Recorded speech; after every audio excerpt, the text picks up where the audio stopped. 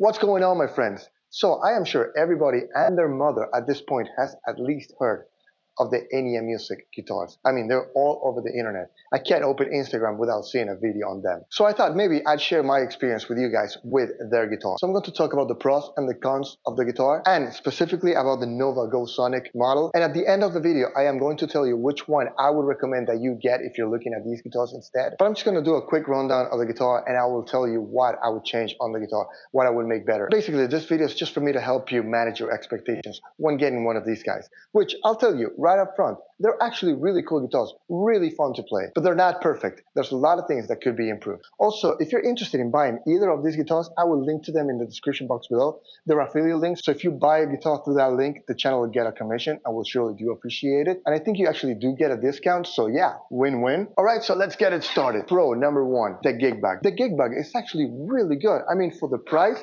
it's really sturdy. It's not a hard shell case, but you know, it'll protect the guitar big time. I love the fact that this came in this gig bag. I actually use this gig bag with more expensive guitars sometimes just to protect those guitars whenever I leave, because this gig bag is actually better than the one that they came with. Thunder! So yeah, really cool zipper. I like the fact that it cradles the neck, and also I think it's waterproof because I've been caught in the rain with this and not one drop made it to the guitar.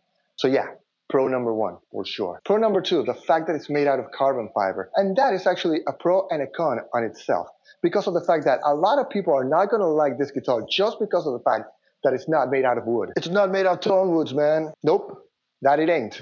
But it sounds really good. It's very light, it's very portable, and I can bring it to Miami's weather, and I could be in snowy New York tomorrow, and it'll stay in tune, the neck will be straight, and it'll play perfectly, no problem. Pro number three, the obvious thing, the fact that you don't need an amplifier for it to play. You can just set it to a mode,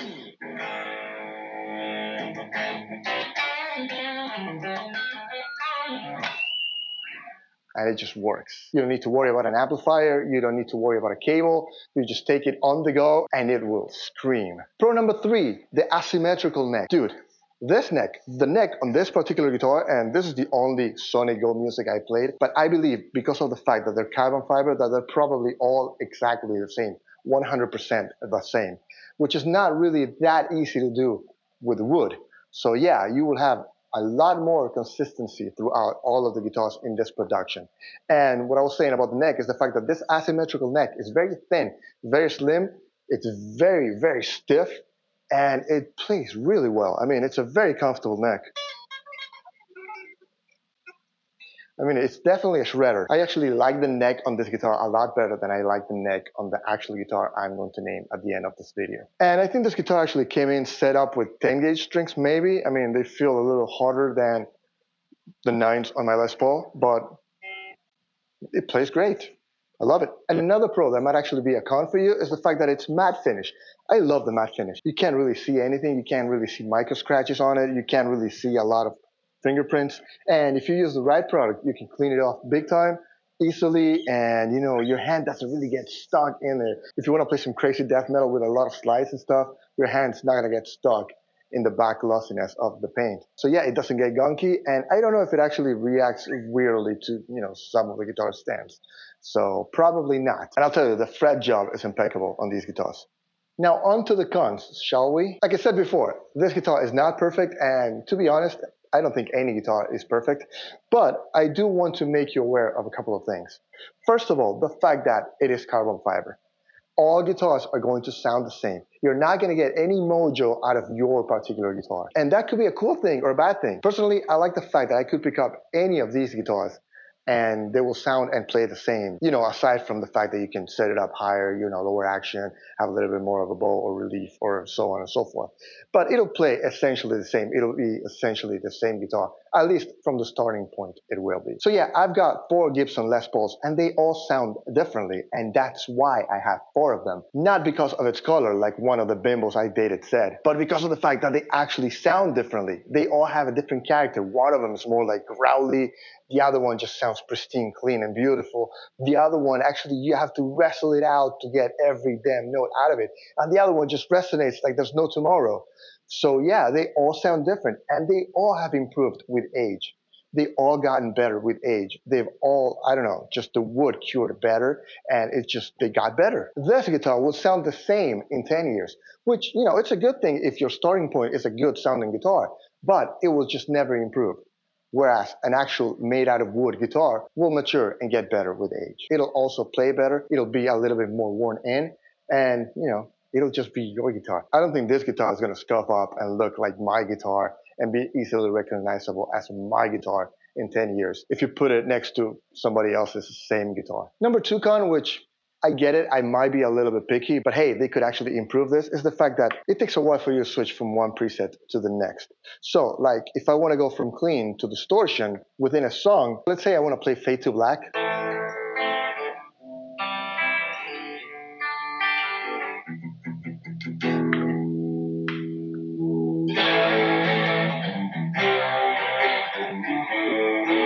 So you can't just switch from one preset to the next. Also, that is the wrong preset. Because yeah, I have a preset to whatever factory presets were. So you get 4 different presets that you can actually edit out. So they gradually increase in distortions. So I would go from clean to less clean to crunch to distortion. And yeah, I just went from 1 to 2. So from clean to not very clean. And what I really wanted to do in this instance is go from 1 to maybe 4. And you can't just do that with this guitar. Not just like this. You can actually control it with a phone app, or if you really want to do it like the pros do, you got to get one of these guys, which is a wireless foot switch by Enya Music. So yeah, with this guy, you can go from 1 to 3, 1 to 4, 4 to 2, and so on. Now, at this point, that's the real negative thing I've said about this guitar, because the other two, can be taken with a grain of salt. But this one really, really annoys me because of the fact that out of all the Enya Music guitars, this is the one I like the best. This is the one I like looking at the best. This is the most aesthetically pleasing, if you ask me. It looks metal. It's got a Les Paul shape, 22 frets. It's black on black, matte finish. It just looks fucking awesome, right? But the speaker on this thing is not the best. It's actually been upgraded since. So on this guitar, once you get past a certain amount of volume, you just get a lot of feedback. And I mean, a lot.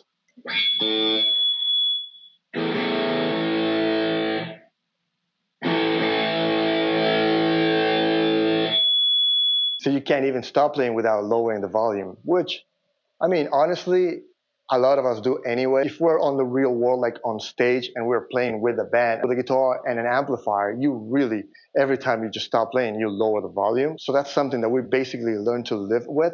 But it's not natural for me to lower the volume at this level of volume, if that makes any sense. I mean, if I was close to an amplifier and that amplifier was loud and very distorted, I would do it automatically without even thinking about it. But because of the fact that this guitar is not that loud, I just gotta think about, making sure that I roll the volume down because it's going to feedback like crazy.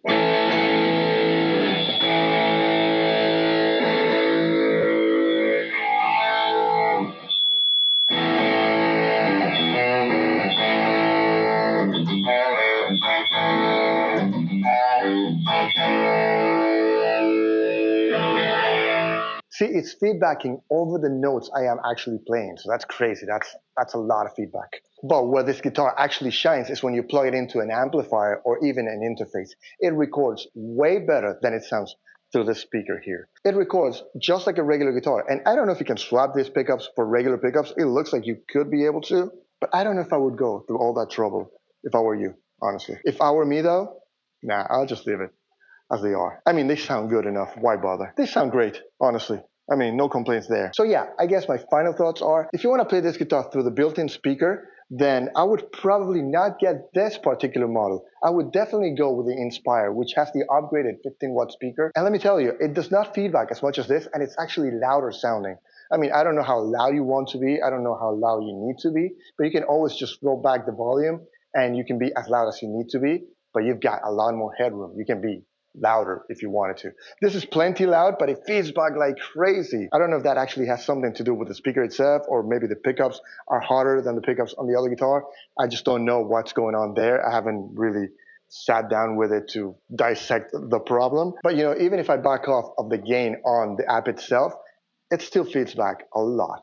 Now, if you want to play this through an amplifier, however, I would say get this guitar, because this guitar's got a better, more of a shreddy neck, if you want to play metal, that is. If you want to play some more classic rock, I would definitely go with the Inspire, which is humbucker single configuration, because then you can do anything, really. If you want to check out that guitar, I've actually made a video. I'll link to it in the description box below. But if you play metal and fast necks are something you're really interested in, I would definitely get this guitar. This guitar has a faster neck for some reason. I thought it was going to be the same neck, to be honest, but the other neck is a little bit more rounded up here, or so I think. What do I know?